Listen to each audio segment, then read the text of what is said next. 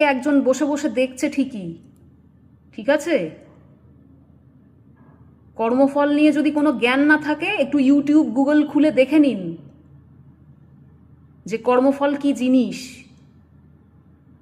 শুধু কুকুর বেড়ালের প্রতি অত্যাচার না, কোনো মানুষের প্রতি অত্যাচারটাও ঠিক নয়। আপনি যে কর্মটা করছেন তার প্রতিদান আপনাকে দিয়ে তবেই মরতে হবে, কোনো নিস্তার নেই। এই যে এত মোটিভেশন ভিডিও দেখেন, তাহলে কি বলে তারা? যে আপনি ভালো কর্ম করুন, আপনার সাথেও নিশ্চয়ই ভালো হবে। পজিটিভ ভাবুন, আপনার সাথেও নিশ্চয়ই পজিটিভ কিছু হবে। তাহলে কি শিখছেন?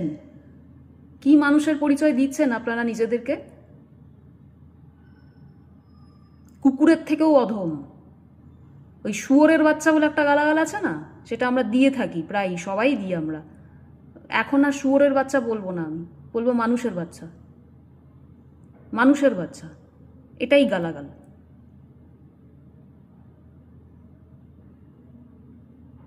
দেশে তো আইন থেকেও নেই।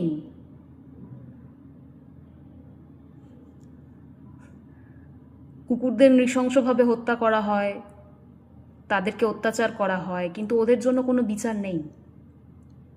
অনেক ক্ষেত্রে মানুষের জন্যও কোনো বিচার নেই। ওরা তো কিছুই না।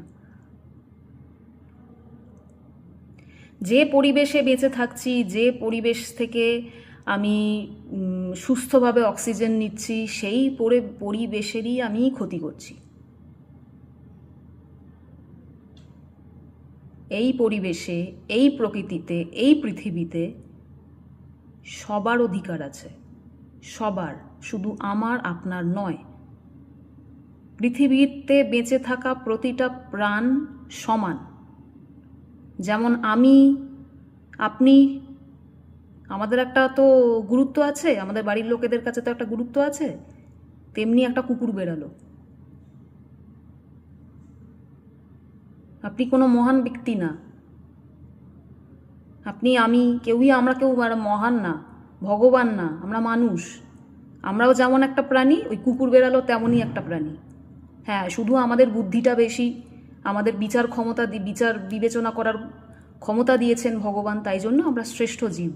কিন্তু আমরা যে কাজকর্মগুলো করছি তাতে তো শ্রেষ্ঠত্বের কোনো প্রমাণ রাখছি না। ভাবুন ভাবুন, একটু ভালো কাজ করুন না। এই পৃথিবীটা না মানে খারাপ কাজে ভরে যাচ্ছে, একটু ভালো কাজ করুন না।